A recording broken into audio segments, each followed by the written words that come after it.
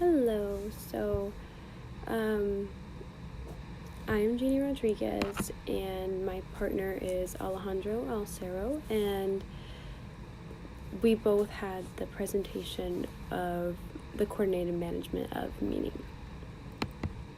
For us, what is our problem? So here's our example. James is a full-time college student and always comes in late to class. The professor has become frustrated with James and his inability to arrive to class on time. James has a lot of factors that contribute to his lateness. The professor believes James is just a careless student. That's the problem. And what is causing the problem? So, the constitutive rule between James and the professor is blurred, so they cannot find that middle ground, that balance of really communicating and being able to understand each other because it's a CMM. So the context is education, and the professor has done his job for a long time, and assuming James is like other lazy students that he has had in the past, but James's internal locus is mistaken for a student that is careless or someone who is slacking off because he is the typical college student that is just not making his classes a priority.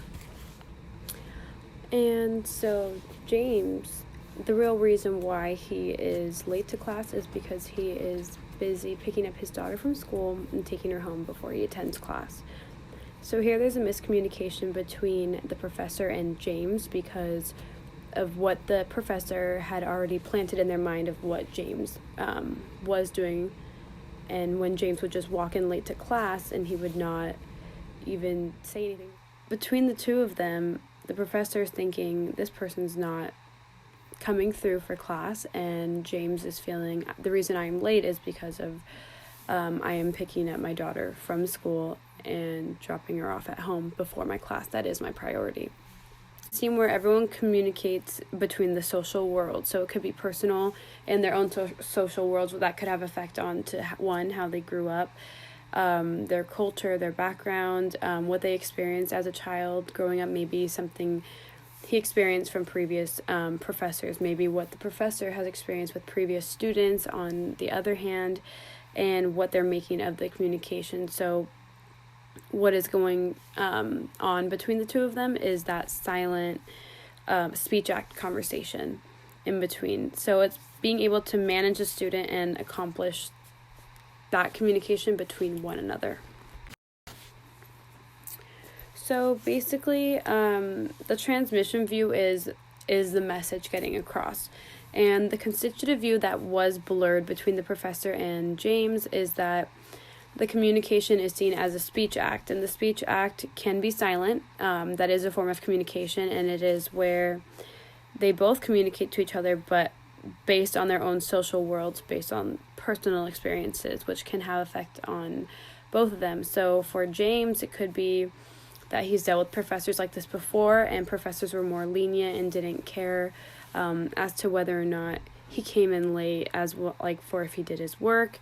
And for the professor, it could be something that he experienced in his life when he was, while he was a professor before. So he's had students who were like this before that were careless and didn't pay attention or mind or respect the class wishes, as this professor had mentioned before.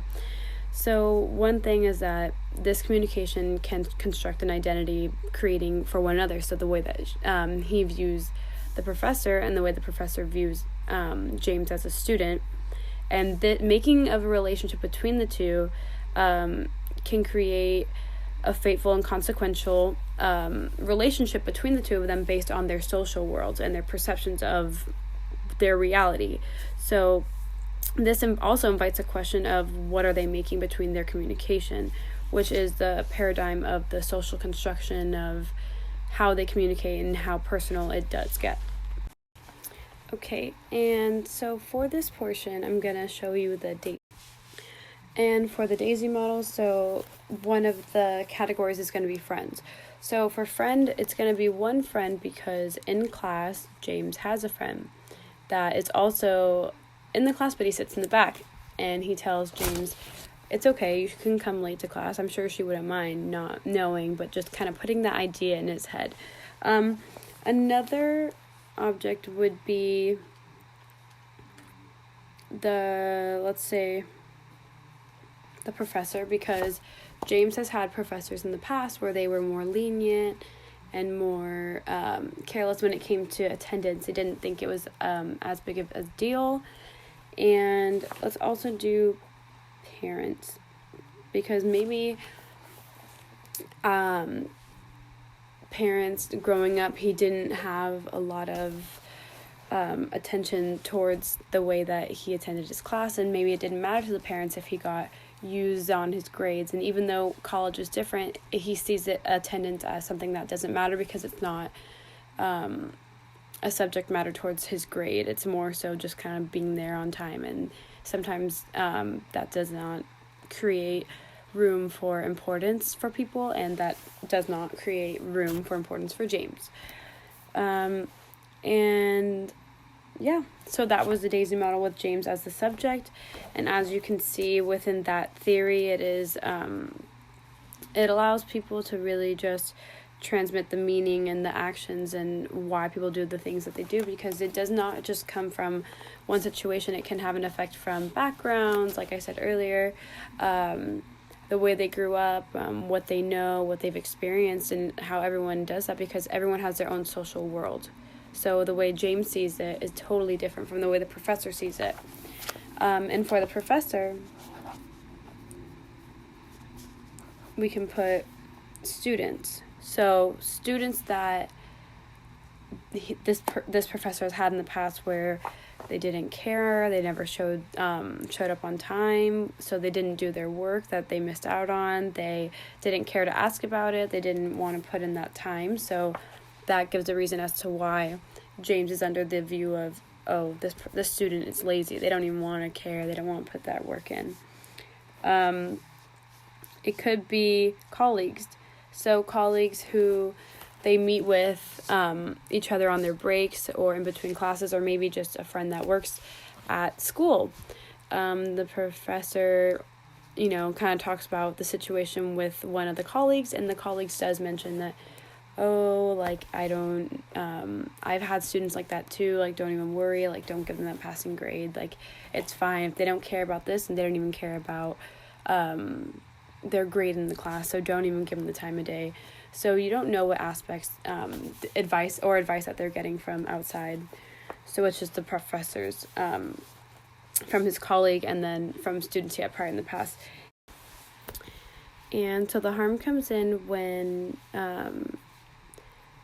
James and the professor have that miscommunication, because James can't not pick up his daughter from school and then take her home every day, because that is his priority, and he doesn't have anyone else to help do that. And the professor, when James comes in, he doesn't hear James tell him anything like, hey, professor, I didn't make it to class because blah, blah, blah, because the class is already in session, there is lecture, so there is that miscommunication of not understanding one another. And James doesn't send an email, so he just automatically assumes that the professor doesn't mind, and that creates harm, because then James is always doing this pattern where the professor has no understanding and just assumes that James is the way he is because of past experiences with other students.